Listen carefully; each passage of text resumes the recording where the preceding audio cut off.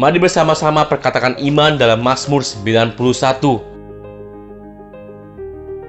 Dalam lindungan Allah. Orang yang duduk dalam lindungan yang maha tinggi dan bermalam dalam naungan yang maha kuasa akan berkata kepada Tuhan, tempat pelindunganku dan kubu pertahananku, Allahku yang kupercayai.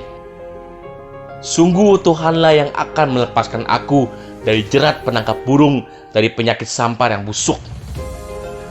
Dengan kepaknya Tuhan akan melindungi aku, di bawah sayapnya aku akan berlindung, kesetiaannya ialah perisai dan pagar tembok. Aku tak usah takut terhadap kedahsyatan malam, terhadap panah yang terbang di waktu siang, terhadap penyakit sampar yang berjalan di dalam gelap, terhadap penyakit menular yang mengamuk di waktu petang. Walau 1000 orang rebah di sisiku dan 10.000 di sebelah kananku, tetapi itu tidak akan menimpa aku. Aku hanya menontonnya dengan mataku sendiri dan melihat pembalasan terhadap orang-orang fasik. Sebab Tuhan ialah tempat perlindunganku, yang maha tinggi telah kubuat tempat perteduhanku. Malapetaka tidak akan menimpa aku, dan tulah tidak akan mendekat kepada kemahku. Sebab malaikat-malaikatnya akan diperintahkannya kepadaku untuk menjaga aku di segala jalanku. Mereka akan menatang aku di atas tangannya, supaya kakiku jangan terantuk kepada batu. Singa dan ular tedung akan kulangkahi. Aku akan menginjak anak singa dan ular naga. Sungguh hatiku melekat kepada Tuhan, maka Tuhan akan meluputkan aku. Tuhan akan membentengi aku, sebab aku mengenal namanya. Bila aku berseru kepada Tuhan, Tuhan akan menjawab aku. Tuhan akan menyertai aku dalam kesesakan. Tuhan akan meluputkan aku dan memuliakan aku. Dengan panjang umur akan Tuhan kenyangkan aku, dan akan Tuhan perlihatkan kepadaku keselamatan daripadanya. Amin. Mari saya undang jemaat yang dikasihi Tuhan untuk kita bersama-sama memperkatakan apa yang dimaksud dengan Pentakosta ketiga. Pentakosta ketiga adalah pencurahan Roh Kudus yang dahsyat di zaman ini melebihi yang terjadi di Azusa Street. Pentakosta ketiga akan mengakibatkan penuaian jiwa yang terbesar dan yang terakhir sebelum Tuhan Yesus datang kembali. Pentakosta ketiga akan membangkitkan generasi Yeremia, yaitu anak-anak muda yang dipenuhi Roh Kudus, cinta mati-matian kepada Tuhan Yesus, tidak kompromi terhadap dosa, dan akan bergerak untuk memenangkan jiwa. Pentakosta ketiga lahir di Indonesia dan bergerak ke bangsa-bangsa. Gerakan ini dari timur ke barat dan akan kembali ke Yerusalem.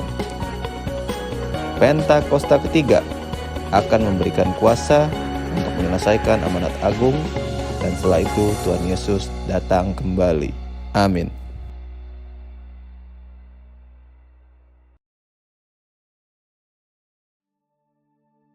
Shalom saudara, pada Voice of Pentecost kali ini kita akan membahas mengenai siapa itu pemenang. Seringkali kita dengan cepat menilai keadaan luar seorang atau apa yang terlihat, lalu membuat kesimpulan. Apakah orang tersebut berhasil atau tidak berhasil? Misalnya ada orang yang sedang mengalami kesulitan keuangan, kesehatan, dan juga masalah-masalah yang lain, kita akan cenderung menyebutnya orang itu sedang mengalami kekalahan. Seorang yang kalah. Sedangkan sebaliknya, orang yang sedang berjaya, penuh berkat, kesehatan yang baik, keuangan yang melimpah, kita akan menyebutnya mereka sedang mengalami kemenangan. Seorang pemenang. Tapi pertama-tama, mari kita melihat dari sudut pandang firman Tuhan.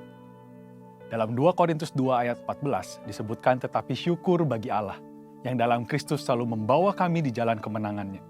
Dengan perantaraan kami yang menyebarkan keharuman pengenalan akan Dia di mana-mana. Kita melihat dari ayat tersebut bahwa Kristus adalah sang pemenang.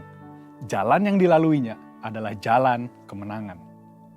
Bagaimana Kristus dapat menjadi sang pemenang?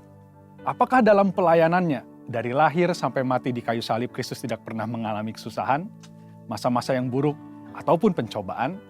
Kita tahu bahwa Alkitab menyatakan bahwa semuanya itu pernah terjadi.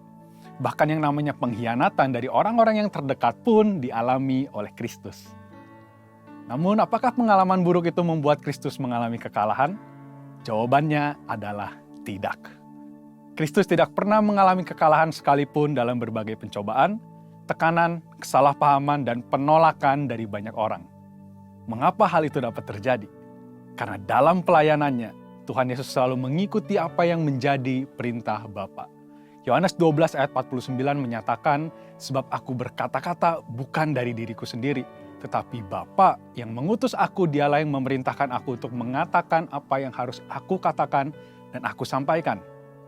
Jadi kita mendapati dari firman bahwa dengan melakukan segala sesuatu yang diarahkan oleh Bapa, maka Kristus selalu mendapatkan kemenangan.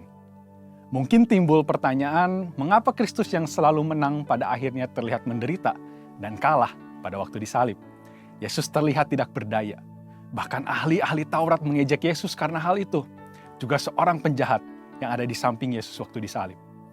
Namun firman menyatakan bahwa salib dan kematian Yesus bukanlah kekalahan sama sekali. Bahkan itu adalah sebuah kemenangan besar. Puncak kemenangan Yesus. Orang-orang melihatnya sebagai kekalahan karena memiliki paradigma yang keliru. Lalu, siapa pemenang itu? Pemenang adalah orang yang setia berada di dalam Kristus. Orang-orang percaya perlu mengerti bahwa yang paling penting adalah keselamatan dan setia di dalam Kristus. Namun perlu juga diingat bahwa iblis tetap bekerja dengan tipu muslihat supaya orang-orang percaya memperoleh kesuksesan dengan cara-cara di luar Kristus. Dengan tipu muslihat ini, orang bisa tanpa sadar semakin menjauh dari Kristus, menempuh jalan yang berbeda dengan Kristus, dan akhirnya terhilang. Ironisnya, dengan semua kesuksesan yang dimiliki, rasa membutuhkan Tuhan pun akhirnya tidak ada lagi. Iblis berusaha menanamkan bahwa kesuksesan dan kekayaan material adalah yang terpenting, dan itu menipu banyak orang. Ingat, Yesus adalah pemenang. Maka orang-orang yang ingin menjadi pemenang harus ada dan setia di dalam Tuhan Yesus. Pemenang adalah orang yang hidup dalam tuntunan firman dan Roh Kudus. Sebagaimana Kristus berjalan dalam tuntunan Bapa, kita yang rindu menjadi pemenang pun harus menjalani kehidupan yang sama. Bagaimana Bapa menuntun Yesus? Melalui firman yang disampaikan oleh Roh Kudus. Yesus dibaptis Roh Kudus di Sungai Yordan dan kemudian dipimpin oleh Roh Kudus dalam segala pelayanannya. Kita sangat membutuhkan tuntunan firman dan Roh Kudus agar dapat mengalami kemenangan. Orang yang berjalan dalam firman dan Roh Kudus pada hakikatnya adalah orang yang berjalan dalam jalan salib. Orang tersebut mengalami kematian daging dan manusia rohnya semakin hari semakin kuat. Pemenang adalah orang yang menyebarkan pengenalan Kristus. Murid-murid Kristus diperintahkan untuk menyebarkan keharuman pengenalan akan Kristus kepada semua orang. Inilah tanggung jawab kita yang sesungguhnya. Mungkin kita tidak mau melakukan hal itu, merepotkan dan tidak nyaman. Namun kemenangan yang Tuhan berikan kepada kita begitu besar dan itu tersedia juga bagi banyak orang. Paradigma kita harus berubah. Tuhan memberikan kemenangan agar kita menyampaikan hal itu kepada orang lain dan mereka mendapatkan kemenangan yang sama di dalam Tuhan Yesus. Bagaimana jika kita tidak melakukannya? Itu berarti kita belum hidup dalam kehendak Tuhan yang sempurna mengenai kemenangan. Kita seperti anak-anak yang hanya menginginkan berkat tanpa mau memikul tanggung jawab yang seharusnya. Dalam menjalani kehidupan kita mengalami banyak kesulitan. Tetapi orang yang hidup dalam Kristus pasti mendapatkan kemenangan. Tuhan mengizinkan kesulitan untuk membuat kita semakin dewasa. Dan supaya kita bisa membawa pesan kemenangan itu kepada orang banyak. Karena itu, saudara, mari kita bangkit dan jadilah pemenang. Untuk penjelasan lebih lengkap dari tim teologi kami, silakan buka link yang ada di atas atau scan QR Code yang tersedia. Tuhan Yesus memberkati.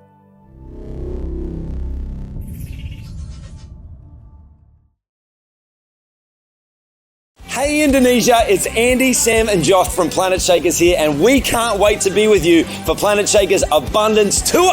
Friday, the 4th of July, we will be there at Central International Convention Centre in Bogor. It's going to be so amazing because the Planet Shakers band will be there and also Pastor Russell will be speaking. So you know, guys, it's going to be a move of God. So you want to come, you want to position yourself because your miracle is in the making.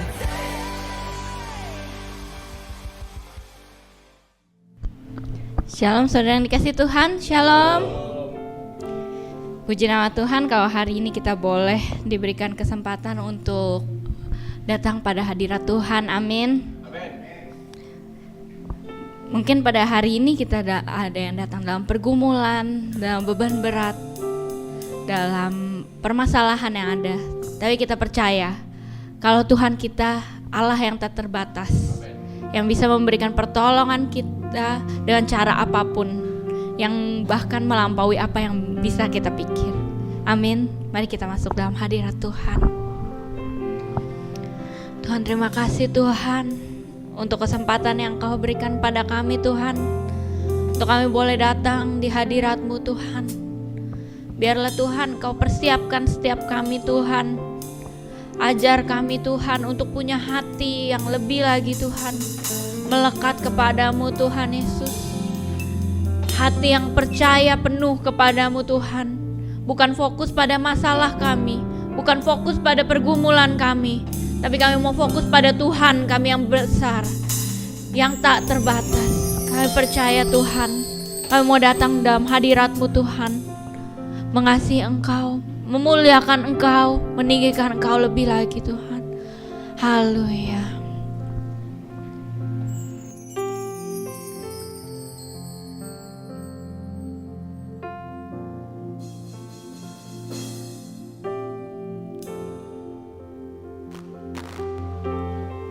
Kita naikkan pujian ini. Ku kagumi caramu mencintaiku, Kau ada di cerita proses hidupku. Di titik terendahku Kau hadir untuk mengangkatku. Ku tahu Kau tak menyerah atas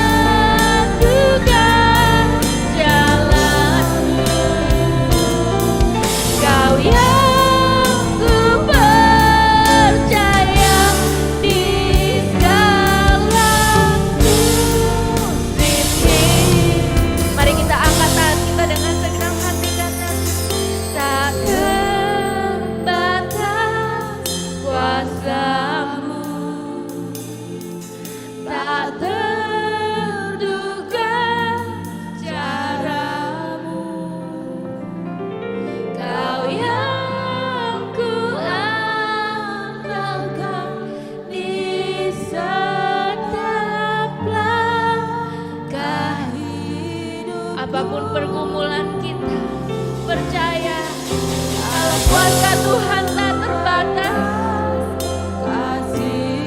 Kasih-Nya begitu besar buat kita.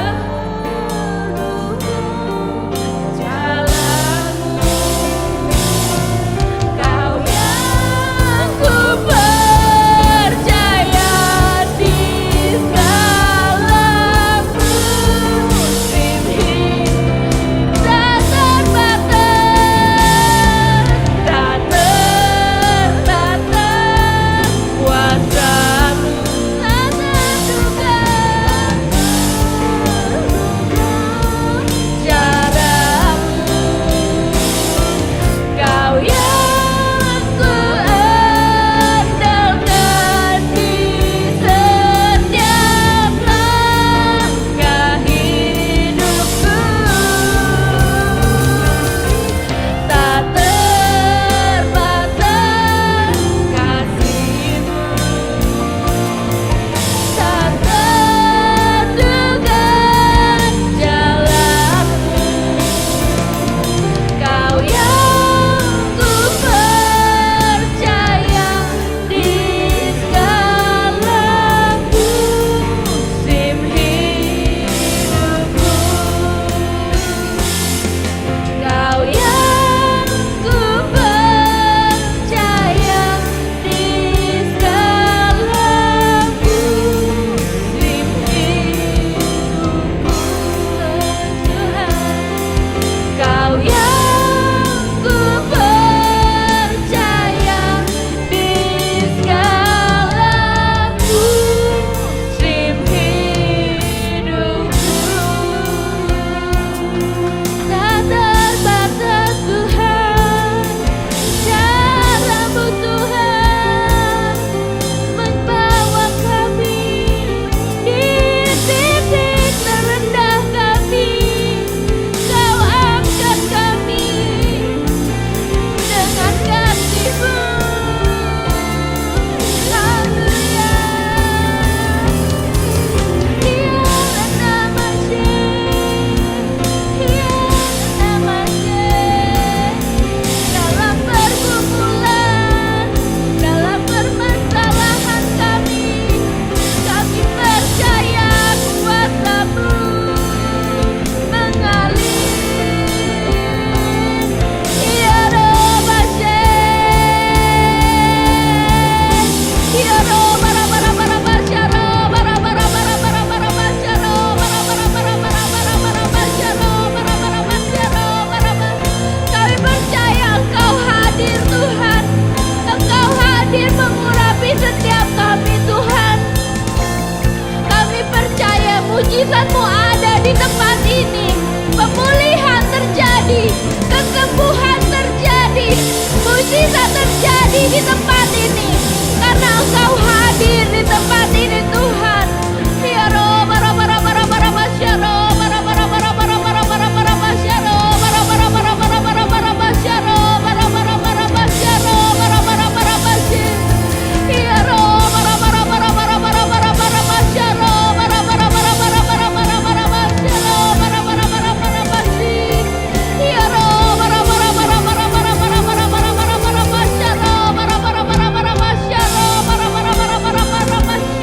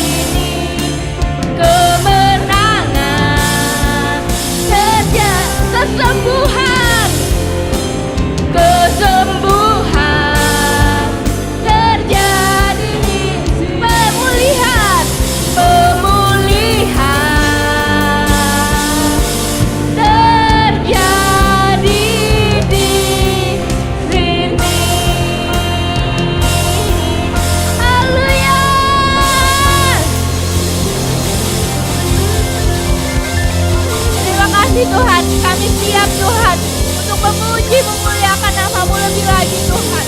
Karena Engkau hadir di sini bertata atas setiap puji-pujian dan penyembahan kami. Hanya dalam nama Tuhan Yesus Kristus. Sama-sama kita katakan. Puji nama Tuhan. Siapa yang bersuka cita hari ini boleh lambaikan tangannya kanan. Boleh kasih tos kanan kirinya. Katakan kita mau menari buat Tuhan.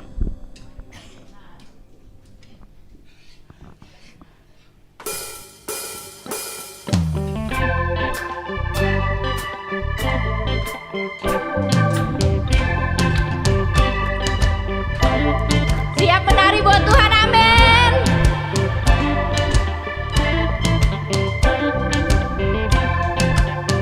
Sama-sama katakan, kasih yang begitu besar.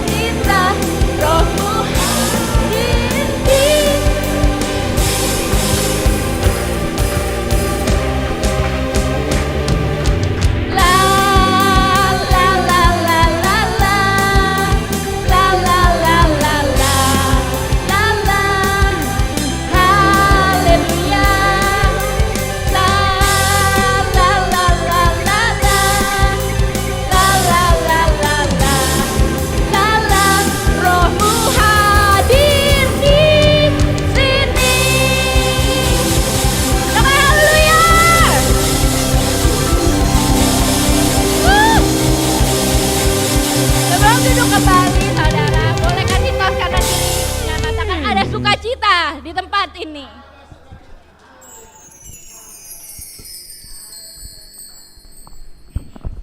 Silakan duduk saudara yang dikasih Tuhan. Kita akan memberikan persembahan. Mari kita bersatu hati dalam doa. Tuhan, terima kasih Tuhan untuk berkat-Mu, mujizat-Mu, dan semua yang Kau berikan pada kami Tuhan. Saat ini Tuhan kami mau menabur Tuhan Yesus apa yang Kau titipkan pada kami Tuhan. Biarlah apa yang kami tabur ini bisa memperluas kerajaan-Mu di muka bumi ini dan menjadi berkat bagi banyak orang. Dan juga Engkau berkati setiap tangan-tangan yang memberi dengan sukacita. Terima kasih Tuhan, kami siap memberi dengan sukacita hanya di dalam nama Tuhan Yesus Kristus. Haleluya. Amin.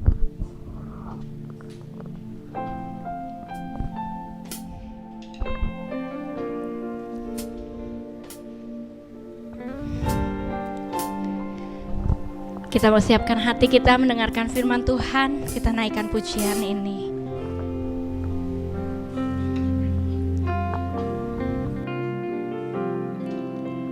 Kasih-Mu layakkan seluruh hidupku,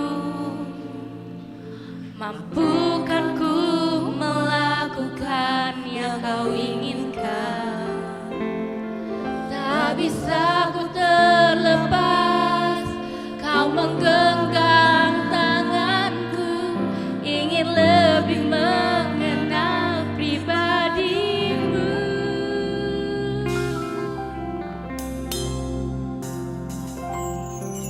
Ku terhubung dengan-Mu,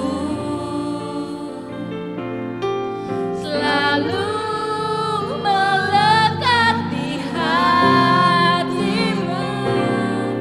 Firman-Mu itulah dasar hidupku yang berdaulat atasku.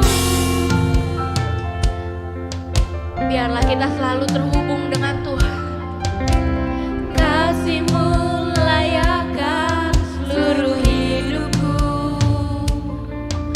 mampukan ku melakukan yang Kau inginkan.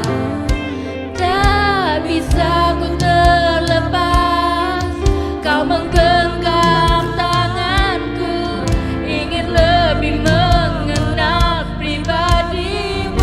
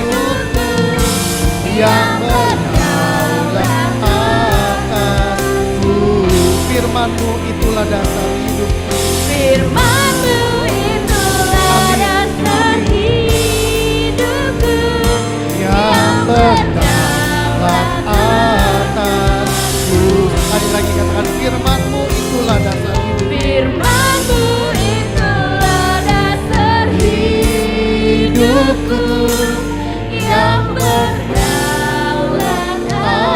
atasku. Mari kita berikan tepuk tangan yang paling meriah buat Allah kita. Haleluya. Haleluya. Haleluya. Sorakan haleluya. Haleluya. Haleluya. Haleluya. Kami mengucap syukur, terima kasih kepada Tuhan. Siang hari ini kami dapat beribadah kepada Tuhan.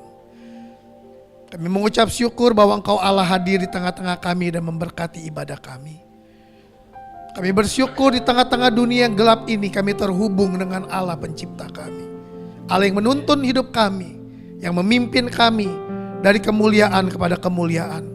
Engkau Allah yang terus membawa kami naik dan bukan turun. Engkau Allah yang menjadikan kami kepala dan bukan menjadi ekor. Mungkin bagi manusia tahun 2025 bagi dunia tahun yang sulit, tetapi bagi Allah tidak ada perkara yang mustahil. Bagi kami yang percaya, tahun 2025 adalah tahun penuaian dalam hidup kami. Terima kasih Bapa. Biarlah kami memandang seperti Tuhan memandang. Biarlah kami Tuhan terus tertuju kepada Tuhan. Biarlah roh dalam kehidupan kami bangkit dan bernyala-nyala. Kami mau hidup mengiring dan melayani Tuhan. Engkau baik, Engkau sungguh baik dan sangat baik. Terima kasih Bapa. Sebentar kami mau duduk diam untuk mendengarkan firman-Mu, berbicara dalam hidup kami Tuhan.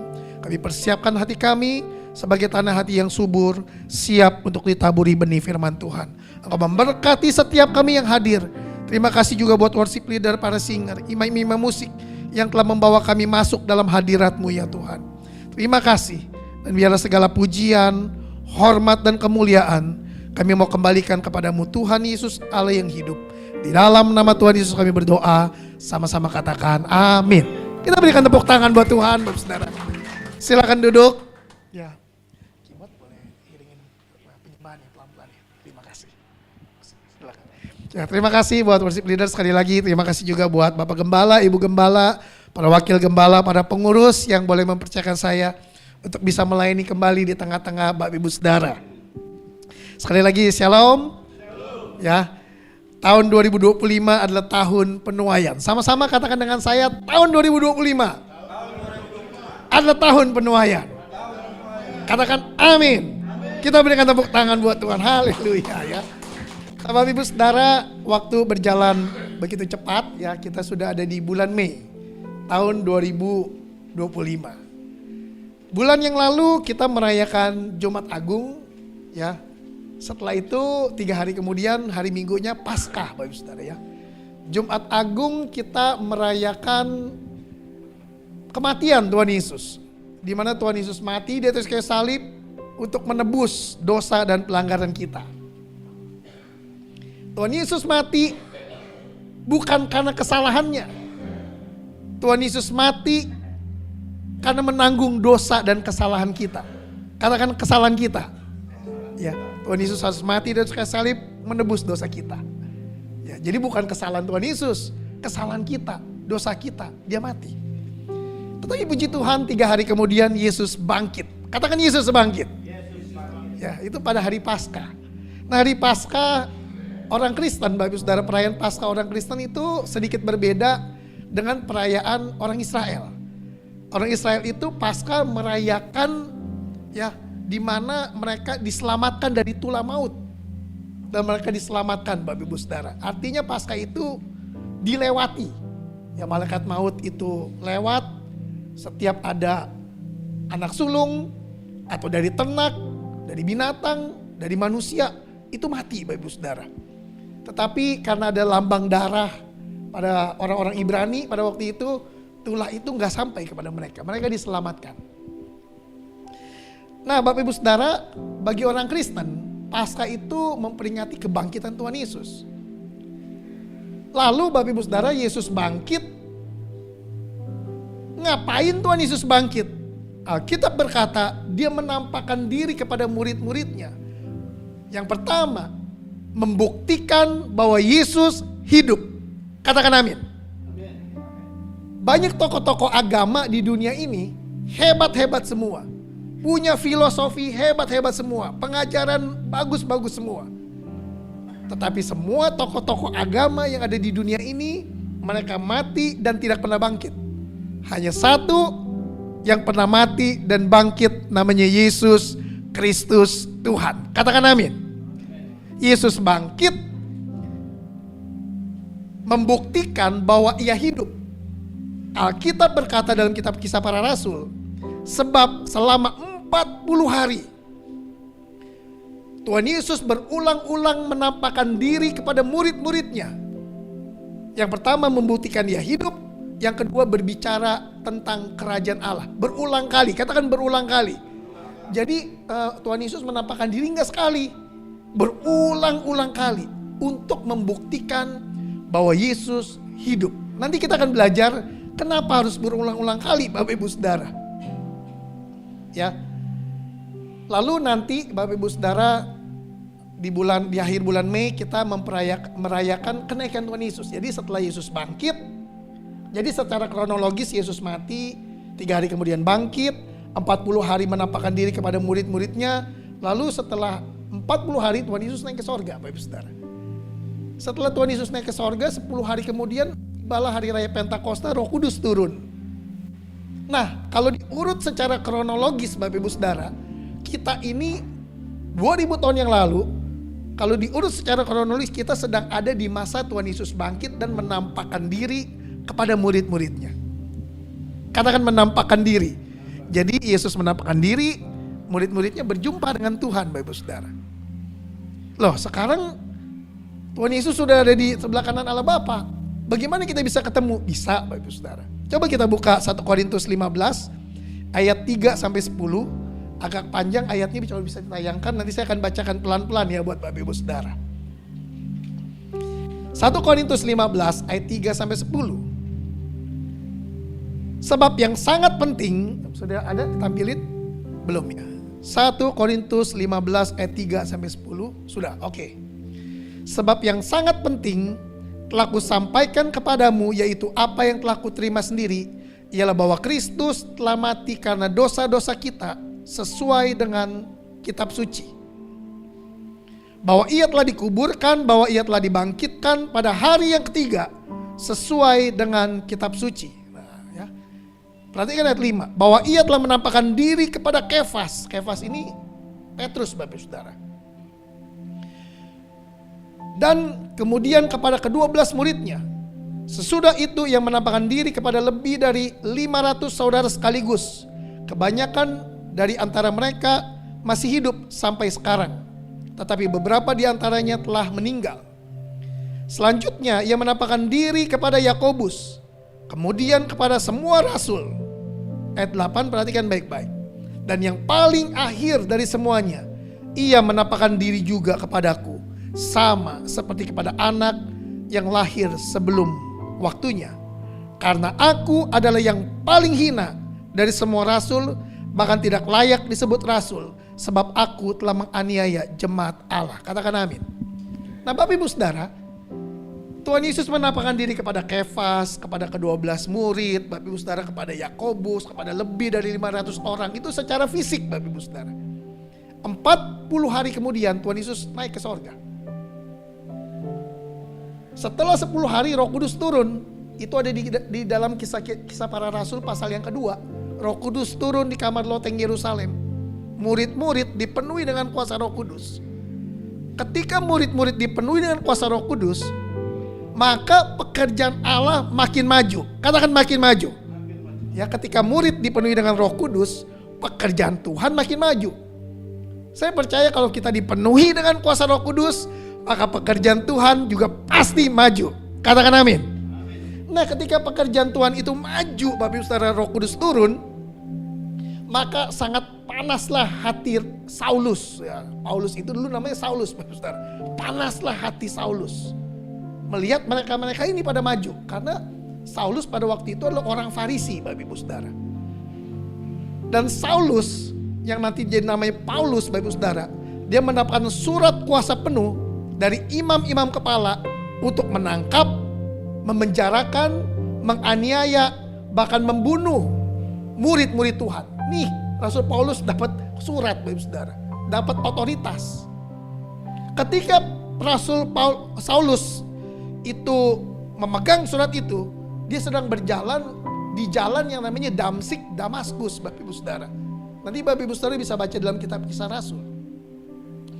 Ketika Rasul Paulus berjalan di jalan Damsik, Damaskus, dia berjumpa dengan Yesus ini, Bapak Ibu Saudara. Dalam rupa seperti matahari, sinar yang melebihi matahari. Lalu sinar itu menerpa mata Saulus, bam, buta matanya, Bapak Ibu Saudara. Ketika buta, ada suara berkata, Saulus, Saulus, mengapa engkau menganiaya aku? Lalu Saulus bingung, siapa engkau? Akulah Yesus yang engkau aniaya itu. Padahal Bapak Ibu Saudara, Saulus tidak menganiaya Yesus secara fisik. Karena Yesus sudah naik ke sorga, Roh Kudus sudah turun, Bapak Ibu Saudara. Tapi dia sedang ingin menganiaya murid-murid Tuhan Yesus. Berarti menganiaya murid Tuhan Yesus itu juga sama dengan menganiaya Yesus itu sendiri. Amin, Bapak Ibu Saudara. Nah, perjumpaan Saulus dengan Tuhan dalam rupa sinar itu, Bapak Ibu Saudara, perhatikan baik-baik. Itu mengubah seluruh kehidupan Saulus. Namanya berubah. Dari Saulus menjadi Paulus. Tadinya menganiaya jemaat, dia berbalik arah menjadi hamba Tuhan yang dipakai secara luar biasa. Ini dampak dari perjumpaan dengan Tuhan. Katakan dampak perjumpaan dengan Tuhan. Ini Bapak Ibu Saudara, yang tadinya ingin menganiaya murid Tuhan Yesus, dia berubah, balik arah, putar balik, Bapak Ibu Saudara, jadi hamba Tuhan yang dipakai secara luar biasa. Dalam pelayanan Rasul Paulus, orang mati bangkit, sakit sembuh, Bapak Ibu Saudara. Rasul Paulus punya banyak jemaat. Dia tulis surat kepada jemaat di Galatia. Dia tulis surat kepada jemaat di Efesus. Dia tulis surat kepada jemaat di Filipi. Dia tulis surat kepada jemaat di Korintus, di Tesalonika, dan lain-lain. Banyak jemaat, Bapak Ibu Saudara, yang tadinya menganiaya jemaat, akhirnya memelihara jemaat secara luar biasa karena perjumpaan dengan Yesus. Saya mencatat, Bapak Ibu Saudara, perjumpaan dengan Yesus yang pertama itu mengubah seluruh jalan hidup kita. Kekristenan tanpa perjumpaan dengan Yesus, Bapak Ibu Saudara, kekristenan tanpa berjumpa dengan Roh Kudus, dengan Tuhan itu sendiri, maka kekristenan itu menjadi kering dan membosankan. Kekristenan tanpa perjumpaan dengan Kristus, maka kekristenan itu akan mati tanpa kuasa. Sama ibadah kita, Bapak Ibu Saudara, tanpa perjumpaan dengan Tuhan, maka ibadah kita menjadi ibadah yang tidak menggairahkan.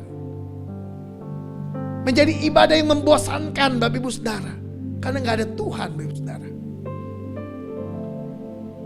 Tapi saya percaya seperti Rasul Paulus, ya, perjumpaan dengan Tuhan itu mengubah jalan hidupnya. Begitu juga jalan hidup kita. Katakan amin. Oleh sebab itu betapa pentingnya kita orang Kristen itu mengalami perjumpaan dengan Tuhan. Katakan perjumpaan. Perjumpaan. Saya nggak tahu saya udah pernah bersaksi di sini atau belum, Bapak Ibu Saudara. Saya ini dulu sebelum mengenal Tuhan saya pecandu narkoba.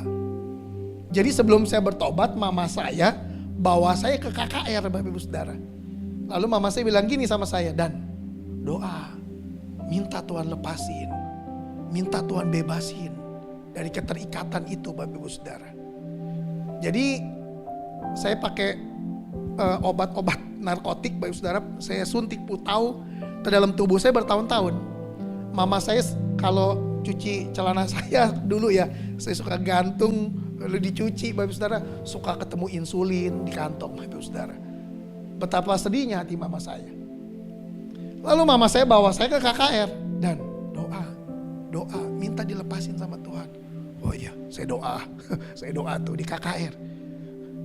Namanya nggak pernah ikut Tuhan, Disuruh doa juga bingung, doa apa? Udah doa apa? Doa lagi, ya doa apa lagi, orang dari tadi udah doa, ya kan? Doa terus, ya saya bingung Bapak Ibu Saudara. Akhirnya KKR itu berjalan, pendeta khotbah, yang hadir 5.000 orang Bapak Ibu Saudara. Lalu pendeta itu terakhir dia kasih altar call. Siapa yang mau dilepaskan, siapa yang mau dipulihkan, siapa yang mau dimerdekakan, maju ke depan. Wih, altar call Bapak Ibu Saudara. Saya maju ke depan. Karena yang hadir 5.000 orang, yang maju ke depan itu ratusan orang Bapak Ibu Saudara. Saya pada waktu itu ada di barisan yang paling agak depan. Karena saya sedikit berlari pada waktu itu. Saya ingin dipulihkan. Lalu saya mulai berdoa nih di depan itu. Bapak Ibu Saudara, ini udah ramai orang. Ya, saya mulai doa. Saya doa begini. Yesus, tolong saya. Yesus, tolong saya. Yesus, tolong saya. Saya doa begitu Bapak Ibu Saudara. Lagi saya doa, saya rasa nggak rasa Tuhan. Saya nggak rasa Tuhan. Lalu saya mulai buka mata. Saya lihat kiri kanan udah banyak Bapak Ibu Saudara. Ada yang pakai kursi roda, ada yang stroke, mereka mulai nangis berdoa, Yesus. Wah, saya lihat kiri kanan. Wah, saya mulai doa lagi nih. Yesus, tolong saya. Tuhan, tolong saya. Tuhan, tolong saya. Sehingga rasa Tuhan Bapak Ibu Saudara. Saya buka mata saya lagi. Wah, udah pada nangis, udah yang rebah Bapak Ibu Saudara. Udah yang rebah. Wah, rebah di mana-mana. Ibadah jadi kacau begini. Lalu ketika saya lihat begitu, saya lihat orang yang stroke Bapak Ibu Saudara ngangkat tangan susah. Sambil nangis dia teriak, Yesus. Ini ibadah udah kacau banget nih ya kan. Nah, ketika saya lihat banyak orang nangis, sakit, tua, Bapak Ibu Saudara, banyak nih ratusan orang. Timbullah hati saya dengan belas kasihan. Wih, kasihan amat nih orang. Langsung saya doa lagi. Tapi doanya beda. Saya doanya begini, Tuhan, kasihanin mereka. Mereka pada nangis Bapak Ibu Saudara. Kasihanin mereka. Tolong mereka Tuhan. Tapi jangan lupa, terakhir tolong saya Tuhan. Gitu Bapak Ibu Saudara. Saya terakhir aja. Tapi jangan lupa, terakhir tolong saya. Waktu saya bilang begitu Bapak Ibu Saudara, saya mengalami pengalaman spiritual dengan Tuhan. Seperti Paulus mengalami pengalaman supranatural, spiritual dengan Tuhan. Dia mengalami sinar Bapak Ibu Saudara. Ketika saya berdoa, Tuhan, kasihani mereka, tolong mereka Tuhan. Tapi jangan lupa, tolong saya terakhir. Waktu saya doa begitu, saya dapat melihat penglihatan Bapak Ibu Saudara. Itu pintu gerbang dari emas terbuka separuh, Bapak Ibu Saudara. Terbuka separuh. Saya lihat, wih, megah banget begitu, indah banget. Lalu ada makhluk di sebelah, ada pribadi di sebelah kiri saya. Dia lihat saya begini. Lalu saya lihat dia Bapak Ibu Saudara. Karena dia sebelah kiri saya, dia rangkul saya pakai tangan kanan begini. Lalu saya lihat dia. Dia lihat saya, langsung saya dibawa masuk ke pintu gerbang itu. Ini pengalaman spiritual Bapak Ibu Saudara. Beda-beda orang pengalamannya bersama dengan Tuhan. Tapi intinya sama. Dia sedang berjumpa dengan Tuhan itu. Saya dibawa masuk ke gerbang itu. Ketika saya dibawa masuk ke gerbang itu, saya nangis sejadi-jadinya. Saya bilang, Tuhan, siapakah aku ini Tuhan? Kok saya didahulukan sama Tuhan? Yang lain belum masuk. Kenapa saya didahulukan? Siapa aku Tuhan? Siapakah aku Tuhan? Saya percaya waktu kita mendahulukan orang, maka Tuhan akan mendahulukan hidup kita. Katakan amin. Nah, saya mau bersaksi, saya mau bilang sama saudara, pengalaman itu tahun 98, pengalaman itu mengubah hidup saya sampai hari ini. Yang tadinya saya pecandu narkoba, Bapak Ibu Saudara, setiap hari suntik cairan putau ke dalam tubuh saya, sakau, sakit Bapak Ibu Saudara, itu mengubah hidup saya sampai hari ini. Sampai hari ini saya bisa berdiri di depan Bapak Ibu Saudara berbicara mengenai firman Tuhan. Bapak Ibu Saudara, Milikilah pengalaman berjumpa dengan Tuhan itu. Yang mau katakan amin, Bapak Saudara. Ketika kita berjumpa dengan Tuhan, saya mau bilang hidup kita tidak akan pernah sama lagi. Amin, Bapak Saudara. Ini adalah masa di mana Tuhan Yesus menampakkan diri kepada murid-muridnya. Nah, oleh sebab itu saya berdoa, bangunlah persekutuan dengan Tuhan. Bangun pagi, jangan lihat HP dulu, doa dulu. Yang mau katakan amin. Baca Alkitab. Nah, itu kita membangun persekutuan kita dengan Tuhan, Bapak Ibu Saudara. Waktu kita berjumpa dengan Tuhan, saya mau bilang hidup kita gak akan pernah sama lagi. Kita akan diubahkan semakin hari, semakin serupa dengan Tuhan itu. Wih, luar biasa. Kemarin Bapak Ibu Saudara, ada teman saya, suaminya meninggal. Ya, karena teman SMA, ya saya datang Bapak Ibu Saudara. Kita janjian, kita datang. Wah, teman-teman saya juga bilang, wah lu gila lu Dan. Wah, dia masih dunia, ngomongnya masih gila-gila Bapak Ibu Saudara ya. Wah, gua gak nyangka lu bisa, lu kayak begini lu sekarang lu bisa pelayanan begini. Karena saya dulu Badung Bapak Ibu Saudara. Sekolah saya di Semia Strada. Strada itu bukan sekolah yang jelek-jelek banget, bukan Bapak Ibu Saudara. Lumayan lah, setengah-setengah lah gitu ya, di tengah-tengah. Tapi di kelas, dulu Bapak Ibu Saudara, saya bisa ngeganja di kelas. Bukan ngerokok udah parah Bapak Ibu Saudara. Di kelas saya bisa ngerokok udah parah. Saya bisa ganja di situ. Wih, kalau saya renungkan, betapa parahnya hidup saya. Bayangkan sekolah yang gak jelek-jelek banget. Masa begitu guru gak tahu Bapak Ibu Saudara? Teman saya bilang, wah lu gila, lu dulu begini gitu Bapak Ibu Saudara. Saya jadi ingat lagi nih. Iya. Tapi perjumpaan dengan Tuhan itu mengubah seluruh hidup kita. Amin. Tidak ada yang mustahil bagi Tuhan dan tidak ada yang mustahil bagi kita yang percaya. Kita berikan tepuk tangan buat Tuhan, Bapak Saudara. Ya, saya pernah masuk rumah rehabilitasi, Bapak Saudara. Saya pernah masuk rumah sakit jiwa. Ini bayangkan yang di depan Bapak Ibu Saudara, ini sekarang lulusan RS jiwa, Bapak Saudara. Apa kita bubar aja sekarang Bapak Saudara ya kan? Lulusan RS jiwa gimana gue dengerinnya. Tapi percayalah, Tuhan telah mengubah hidup saya itu secara ajaib dan luar biasa. Katakan amin. Ya, kita berikan tepuk tangan buat Tuhan.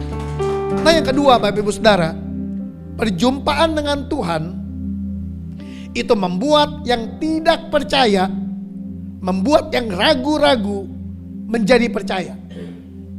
Mungkin ada beberapa di antara kita hari ini imannya kurang penuh.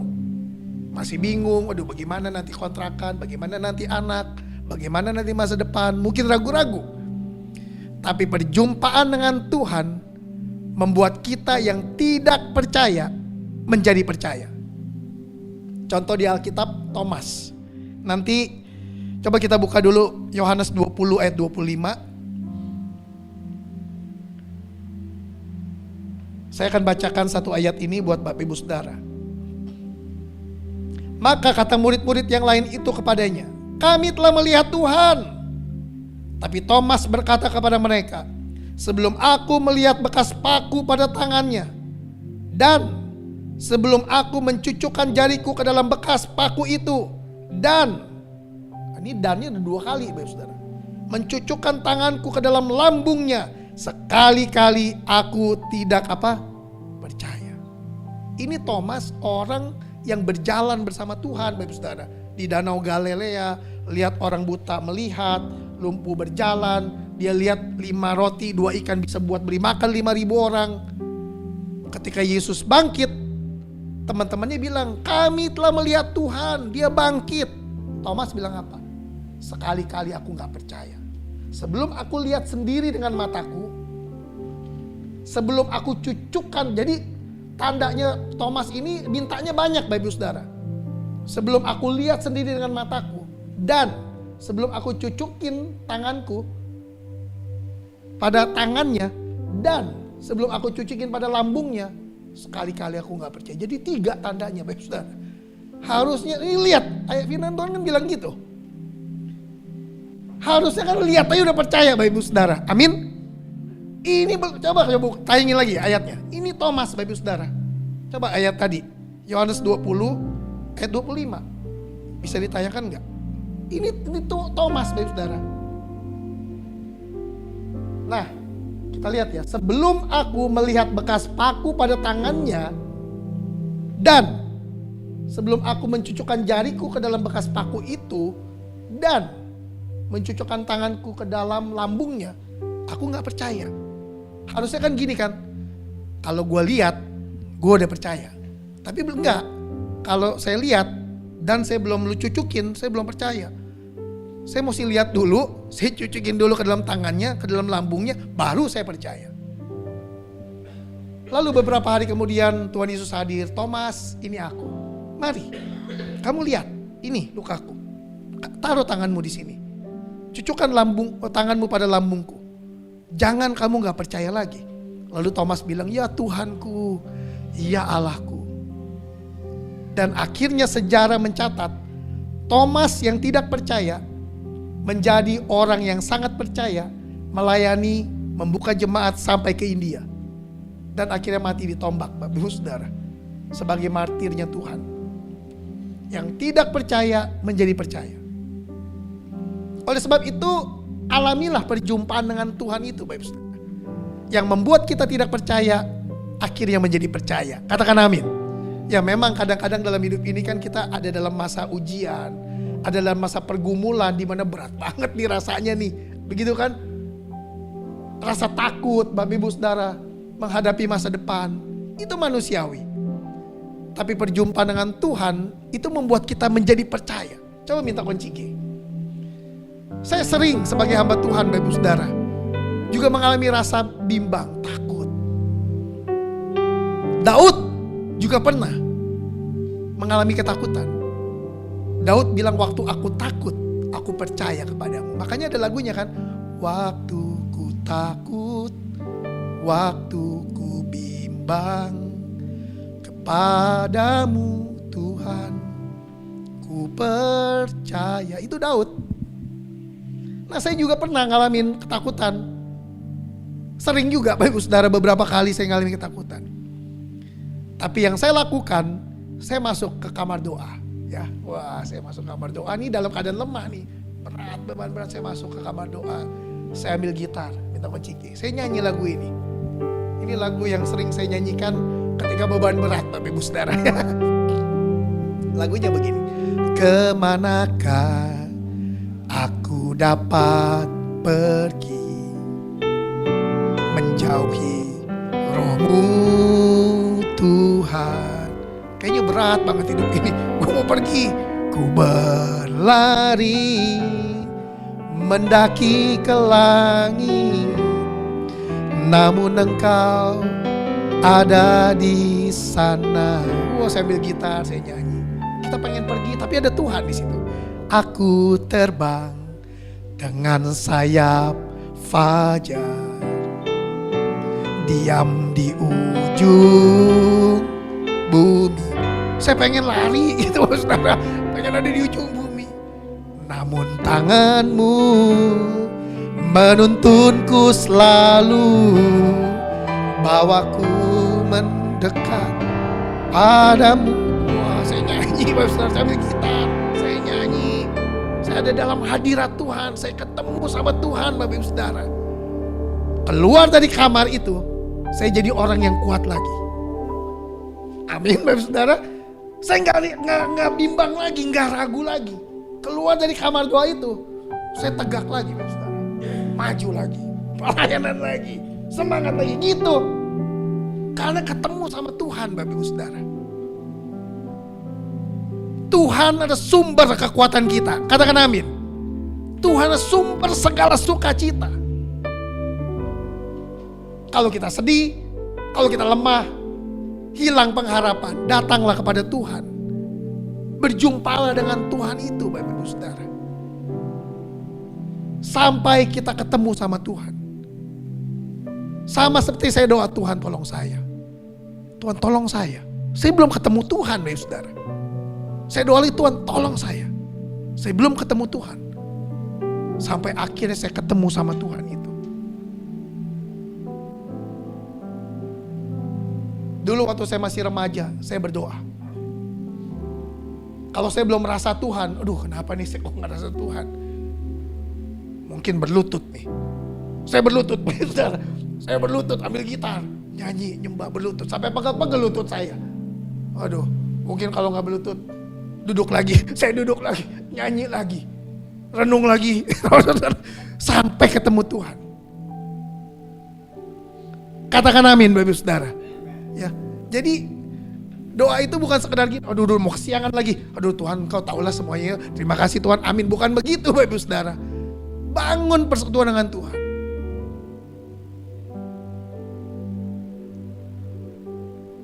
Kalau belum ketemu, minta ampun sama Tuhan. Mungkin ada dosa. Mungkin kita kurang merendahkan hati di hadapan Tuhan. Tapi waktu kita merendahkan hati di hadapan Tuhan, saya percaya kita pasti ketemu dengan Tuhan itu. Amin. Gampang. Kalau sinyalnya udah ketemu Bapak Ibu Saudara, kita baru ngomong sedikit aja Tuhan udah kita rasakan.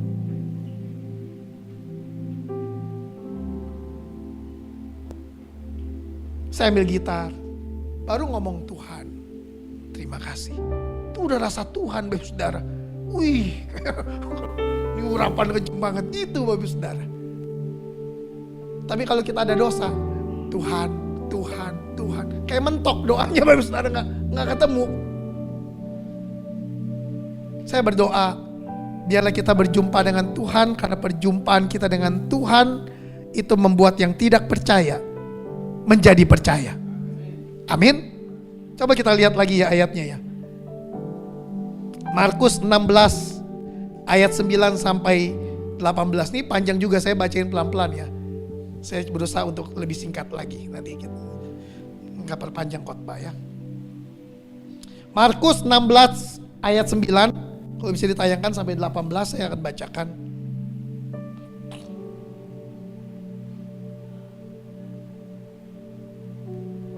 Nah ya, saya bacain dengan cepat ya. Setelah Yesus bangkit pagi-pagi hari pertama minggu itu, ia mula-mula menampakkan dirinya kepada Maria Magdalena. Daripadanya Yesus pernah mengusir 7 setan. Yesus pernah mengusir 7 setan dari Maria Magdalena. Kira-kira di kita dulu ada berapa setan saudara ya? Di Maria Magdalena ada 7 loh ya. Lalu perempuan itu pergi memberitahukan kepada mereka yang selalu mengiringi Yesus dan yang pada waktu itu sedang berkabung dan menangis. Ayat 11 perhatikan. Tetapi ketika mereka mendengar bahwa Yesus hidup dan telah dilihat olehnya, mereka tidak tidak percaya. Murid-muridnya gak percaya, sebab itu perlu didatangi sama Tuhan. Sesudah itu ia menampakkan diri dalam rupa yang lain kepada 2 orang dari mereka ketika keduanya dalam perjalanan keluar kota. Lalu kembalilah mereka dan memberitahukannya kepada teman-teman yang lain. Tetapi kepada mereka pun teman-teman itu tidak percaya. Ayat 13 ya. Agak lambat nih. Nah ini ayat 13. Ya lihat. Ini ayat berapa nih? Oh iya. Akhirnya ia menampakkan diri kepada ke-11 orang itu ketika mereka sedang makan. Dan ia mencela tidak percayaan dan kedegilan hati mereka. Oleh karena mereka tidak percaya kepada orang-orang yang telah melihat dia sesudah kebangkitannya. Murid-muridnya itu terguncang pada gak percaya. Teman-temannya bilang saya udah lihat Tuhan, saya gak percaya. Maria Magdalena ditampakkan diri oleh Tuhan dan dia berkata kepada teman-temannya, saya lihat Tuhan, saya gak percaya. Makanya dia bilang sama Thomas, kamu lihat aku, kamu percaya. Berbahagialah mereka yang tidak melihat, namun percaya. Di sini ada yang pernah lihat Tuhan secara fisik? Boleh angkat tangan? Gak ada ya.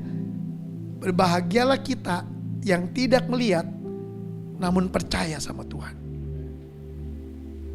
Nah, coba buka terus. 15. Lalu Ia berkata kepada mereka. Nah, kadang-kadang ini saya mau bagi yang terakhir. Tuhan memberikan tugas. Pergilah ke seluruh dunia, beritakanlah Injil kepada segala makhluk. Ayat 16. Siapa yang percaya dan dibaptis akan diselamatkan, tetapi siapa yang tidak percaya akan dihukum. 17. Tanda-tanda ini kita baca sama-sama ya. 1, 2, 3. Ini menyertai orang-orang yang apa? Mereka akan stop sampai di situ dulu. Tanda-tanda yang percaya. Siapa di sini yang percaya Yesus itu Tuhan? Angkat tangan. Semua percaya? Tanda-tanda ini menyertai. Yang pertama, mereka akan usir setan demi namaku.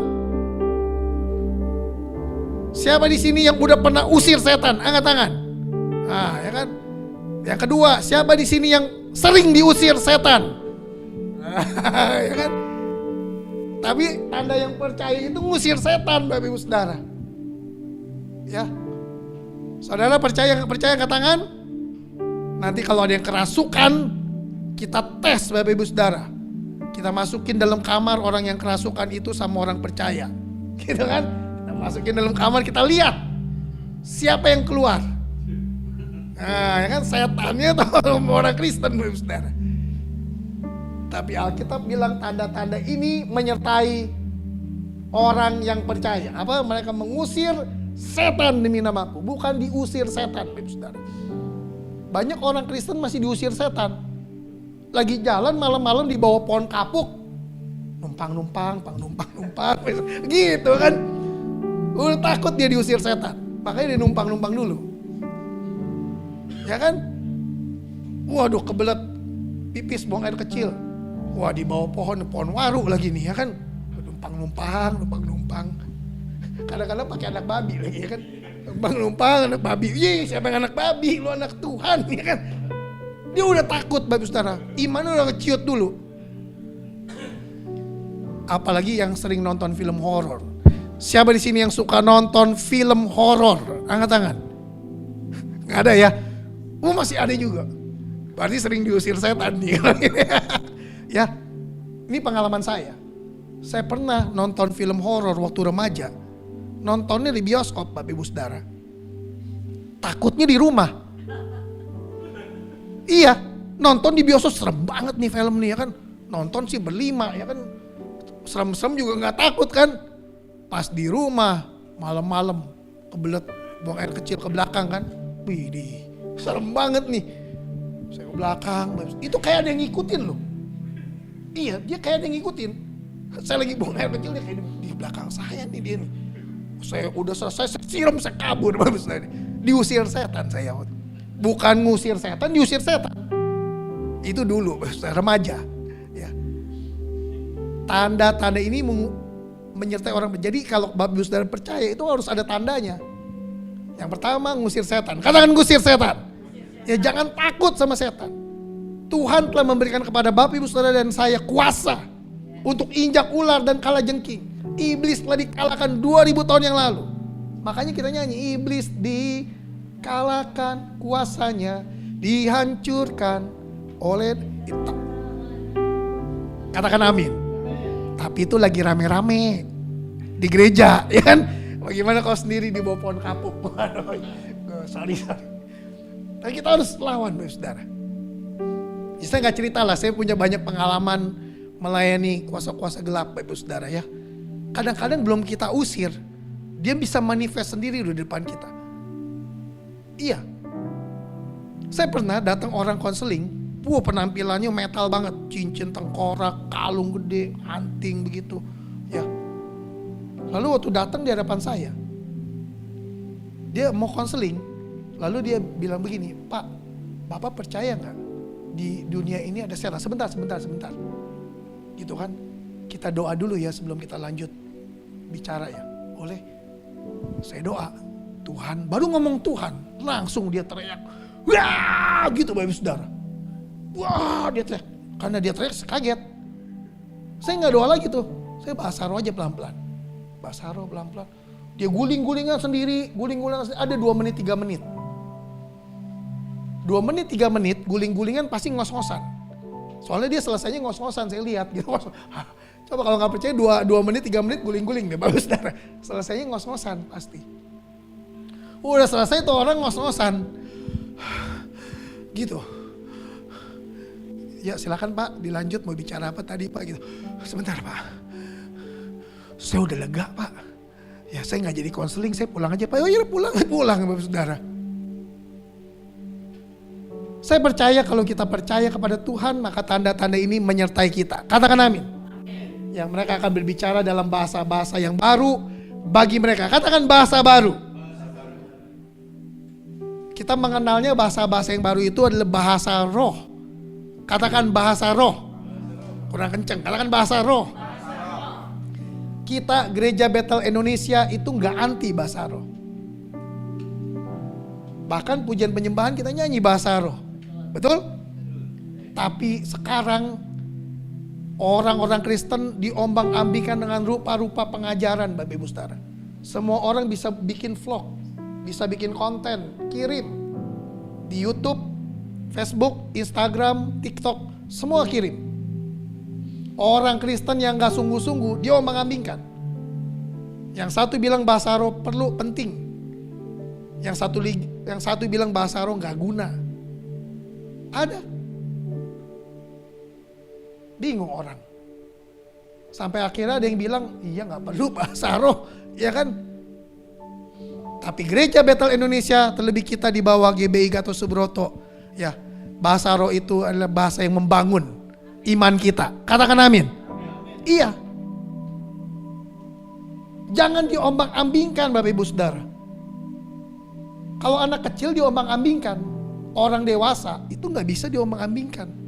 Saya mau ke Palem nih, dari gereja jam 10:30. Kalau ada orang goyangin saya, dan kita makan cakwe aja di sini enak, makan bami. Orang gue mau ke Palem ya kan, ayo gue traktir deh, enggak gue mau ke Palem, kan begitu Bapak Ibu Saudara.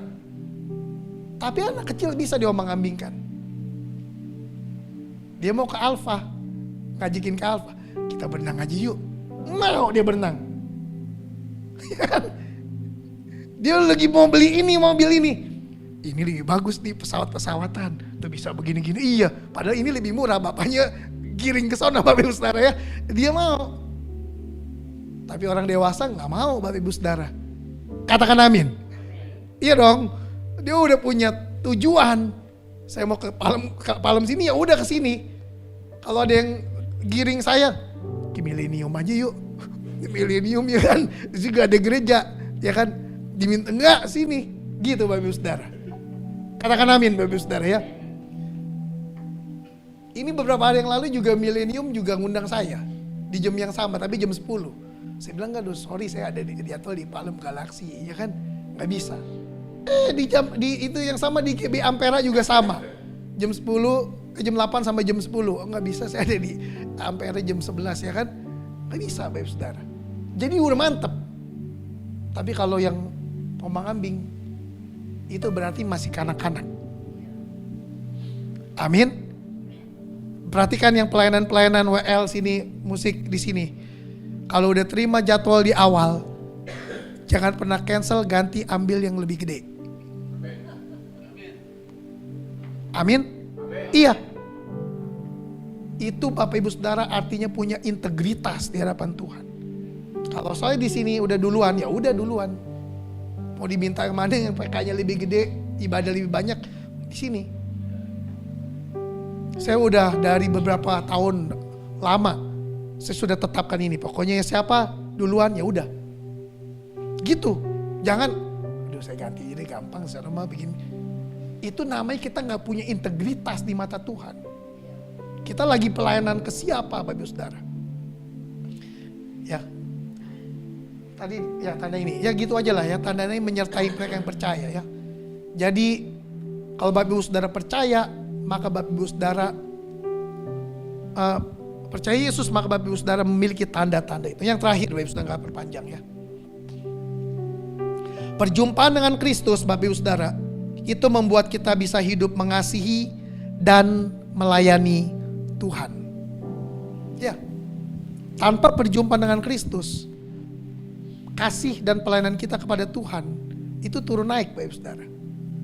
Lagi seneng ya pelayanan. Ya kan? Lagi ini mundur. Tapi kalau kita berjumpa dengan Tuhan, selalu dipenuhi dengan kuasa Roh Kudus, roh kita bernyala-nyala, maka kita akan terus mengasihi dan melayani Tuhan. Katakan amin. Nah, saya mau tutup dengan ayat ini ya. Ini ayat sih sebenarnya udah sering dibagikan. Tapi ya saya mau bagikan, siapa tahu ada sesuatu yang baru yang Tuhan berikan dalam hidup kita. Yohanes 21 ayat 15 sampai 17 nih ayat yang terakhir. Sesudah sarapan, Yesus berkata kepada Simon Petrus, ya, Simon anak Yohanes, apakah engkau mengasihi aku lebih daripada mereka ini? Jawab Petrus kepadanya, benar Tuhan, engkau tahu bahwa aku mengasihi engkau. Kata Yesus kepadanya, gembalakanlah domba-dombaku. Ayat 16. Kata Yesus pula untuk kedua kalinya, Simon anak Yohanes, apakah engkau mengasihi aku? Jawab Petrus kepadanya, benar Tuhan, engkau tahu bahwa aku mengasihi engkau. Kata Yesus kepadanya, gembalakanlah domba-dombaku. Ayat 17. Kata Yesus kepadanya untuk ketiga kalinya, Simon anak Yohanes, apakah engkau mengasihi aku? Maka sedih hati Petrus karena Yesus berkata untuk ketiga kalinya, apakah engkau mengasihi aku? Dan ia berkata kepadanya, Tuhan, engkau tahu segala sesuatu, engkau tahu bahwa aku mengasihi engkau. Kata Yesus kepadanya, apa? Kita baca yang di akhirnya, kata Yesus kepadanya apa? Oh ini lewat nih. Ayat nggak ada di bawahnya kali ya? Nggak di bawahnya nih Bapak Saudara. Ada ayatnya nih, nggak apa-apa lah ya. Lihatnya alam roh aja Bapak Saudara ya. Iya. Iya, ini nggak ada di sini ya. Tuhan, Kau tahu segala sesuatu. Bahwa aku mengasihi engkau. Kata Yesus kepadanya, gembalakanlah domba-dombaku. Gitulah kira-kira. Siapa di sini yang mengasihi Tuhan? Angkat-angkat. Semua mengasihi Tuhan? Kalau percaya Tuhan itu ada tandanya, ngusir setan. Kalau mengasihi Tuhan juga ada tandanya. Tandanya gembalakanlah domba-dombaku. Bapak Ibu Saudara, kita itu masih punya tugas. Katakan tugas. Banyak tugas yang ada pada kita. Gembalakanlah domba-dombaku. Domba-domba Tuhan itu banyak Bapak Ibu Saudara. Semua domba-domba Tuhan. Masih banyak tugas. Mungkin ada keluarga kita yang belum kenal Tuhan. Mungkin ada keluarga kita yang sudah Kristen tapi gak ke gereja.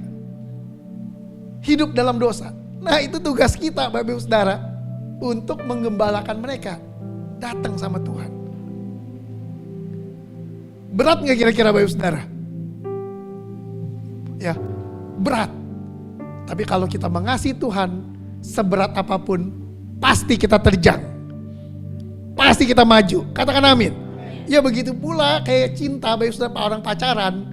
Kalau dia cinta, wow jangankan cuma 3-4 kilo. Perjalanan 10 kilo juga kita terabas. Motor lagi gak ada, gak apa-apa naik Gojek. Maju terus sampai ketemu Bapak Saudara. Tapi kalau gak ada cinta, yuk yang ketemu yuk. Gue lagi malas, lagi sibuk, kan begitu. Saudara ya. Ya saya berdoa biarlah kita mengasihi Tuhan lebih dari segala-galanya.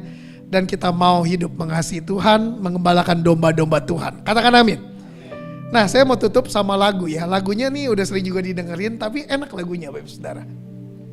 Lagunya ya lagu ayat tadi. Tuhan tanya kepada Petrus, Petrus jawab kepada Tuhan, lalu Tuhan balikin lagi kepada Petrus. Coba minta kunci F ya. Lagunya begini Mas. Kau cintaku. Ini Tuhan lagi tanya. Kau cintaku, kau cintaku, Simon Petrus, kau cintaku. Lalu Tuhan tanya lagi nih, kau cintaku, kau cintaku, apakah kau cinta aku, Simon Petrus? Wah Petrus jawab, Tuhan tahu jikalau aku cinta padamu. Lalu Tuhan berkata, kalau begitu gembalakan domba-dombaku. Tuhan tahu jikalau aku cinta padamu. Kalau begitu gembalakan domba-dombaku. Siapa di sini yang mengasihi Tuhan? Angkat tangan. Gembalakan domba-domba Tuhan. Iya, itu bukti Bapak Saudara. Gembalakan domba-domba Tuhan. Engkau tahu jikalau aku cinta. Ini Petrus ngomong pakai kata-kata. Kalau begitu gembalakan domba-dombaku. Engkau tahu jikalau aku cinta padamu. Kalau begitu gembalakan domba-domba. Jadi Petrus ini lagi ngomong pakai kata-kata. Engkau tahu aku mengasihi engkau. Kalau begitu gembalakan domba-dombaku. Petrus ngomong lagi, engkau tahu aku mengasihi engkau. Lalu Yesus ngomong lagi, kalau begitu gembalakan domba-dombaku. Iya. Wah, berarti kita sebagai orang Kristen, kita punya tugas dan tanggung jawab di hadapan Tuhan. Katakan amin, Saudara. Iya. Saudara. Jadi kita jadi orang Kristen, itu bukan cuman begini, Bapak Saudara. Keselamatan untuk aku. Ya kan? Pemulihan untuk aku. Kesembuhan aku terima.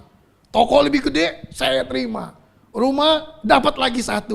Mobil tambah lagi 5. Ya kan? Tanah tambah lagi. Bukan begitu Bapak Ibu Saudara.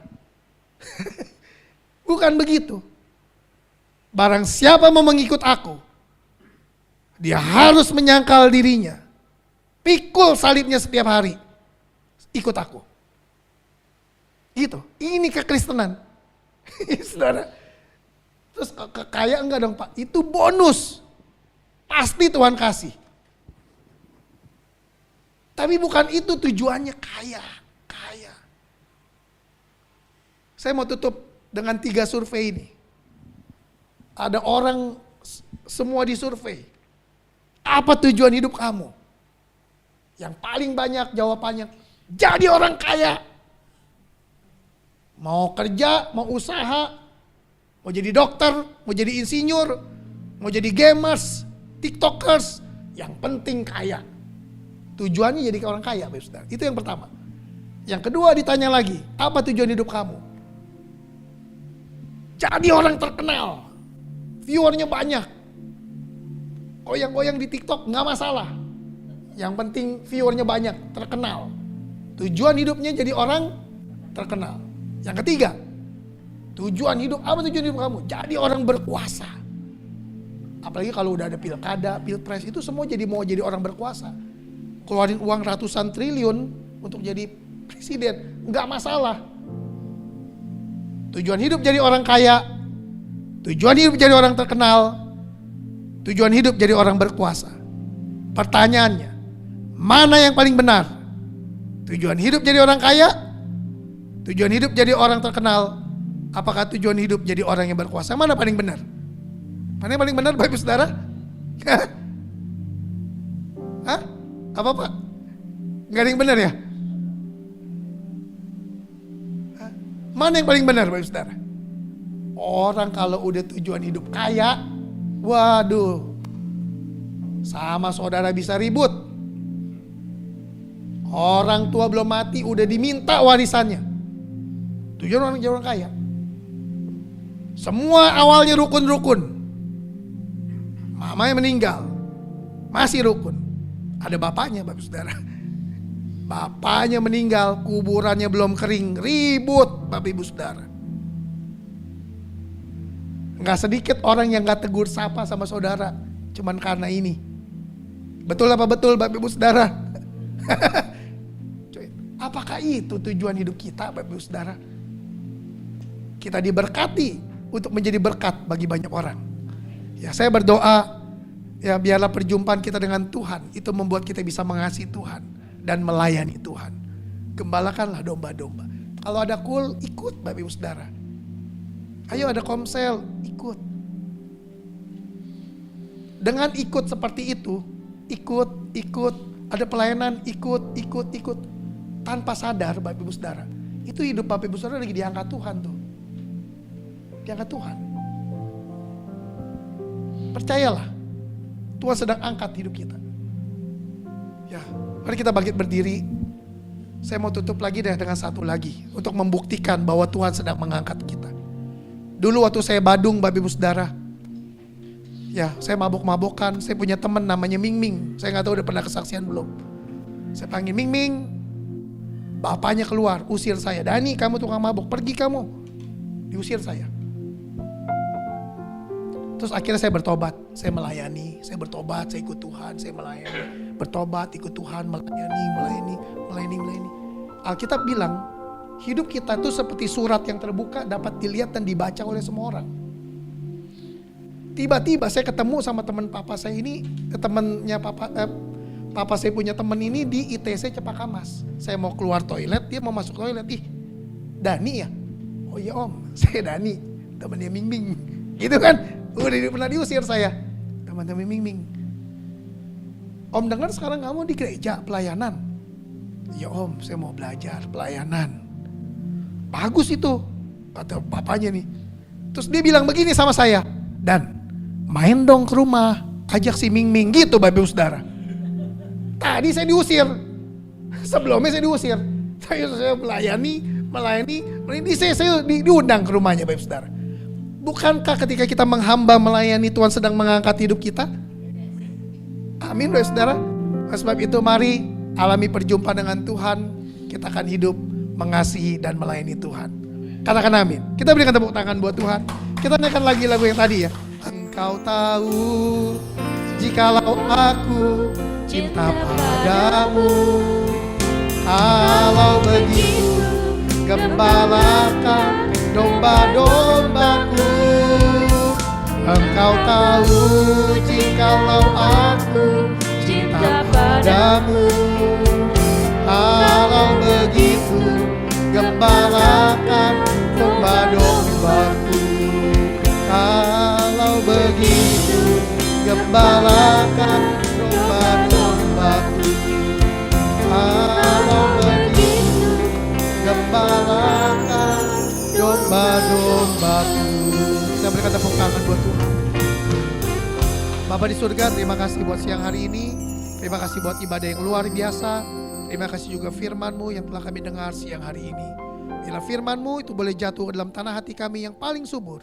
Bila firman itu boleh berakar, bertumbuh dan berbuah 30, 60, bahkan 100 kali lipat. Sehingga nama Tuhan semakin ditinggikan dan dipermuliakan. Biarlah hari-hari ini kami semua umat-Mu di GBI Home Alam Galaksi ini Tuhan, kami boleh mengalami perjumpaan dengan Tuhan. Karena kami tahu perjumpaan dengan Tuhan itu ialah yang mengubah seluruh kehidupan kami. Terima kasih Kau memberkati gereja-Mu di tempat ini. Tahun 2025 adalah tahun penuaian terjadi atas gereja-Mu di tempat ini. Mulai dari Bapak Gembala, Ibu Gembala, Wakil Gembala, para koordinator pengurus, sampai sekolah minggu anak-anak.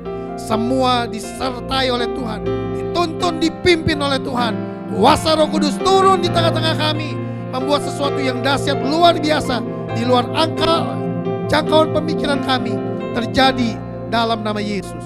Terima kasih Bapa, kami serahkan gereja-Mu ini ke dalam tangan-Mu. Terpujilah nama-Mu kekal sampai selama-lamanya. Di dalam nama Tuhan Yesus kami sudah berdoa. Haleluya, amin. Kita berikan tepuk tangan buat Tuhan, silakan duduk dan Yesus. Berdiri, kita akan berdoa syafaat.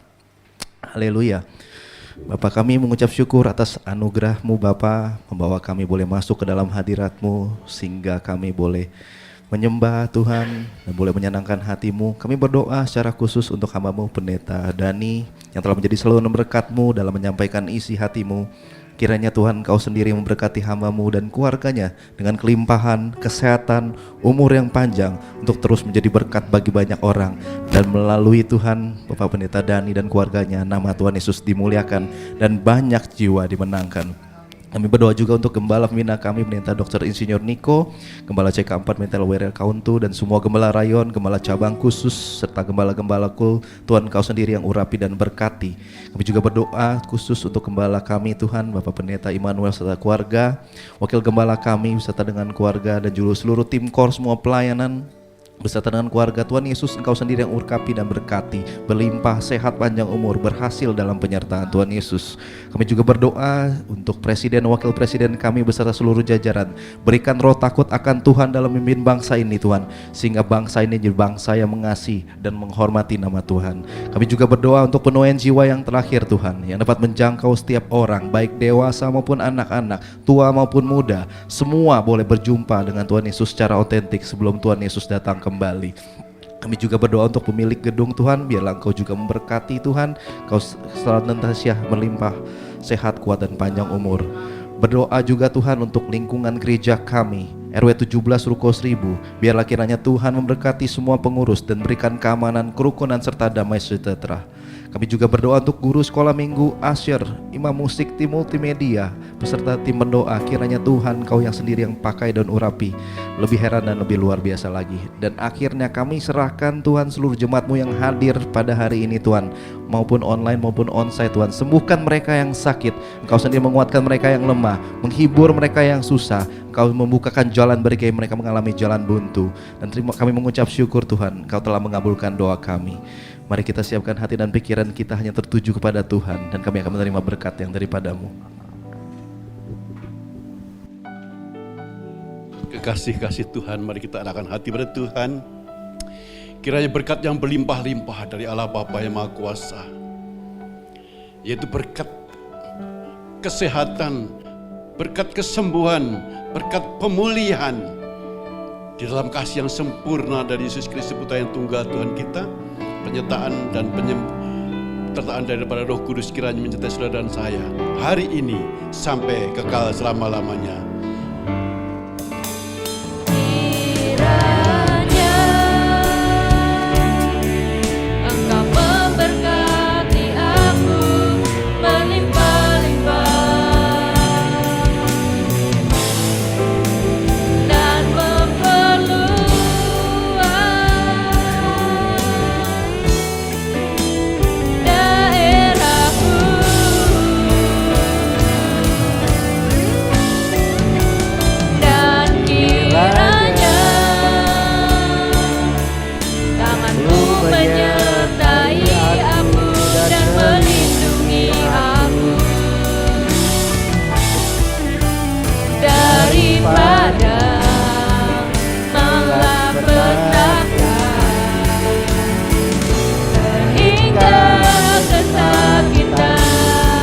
Tidak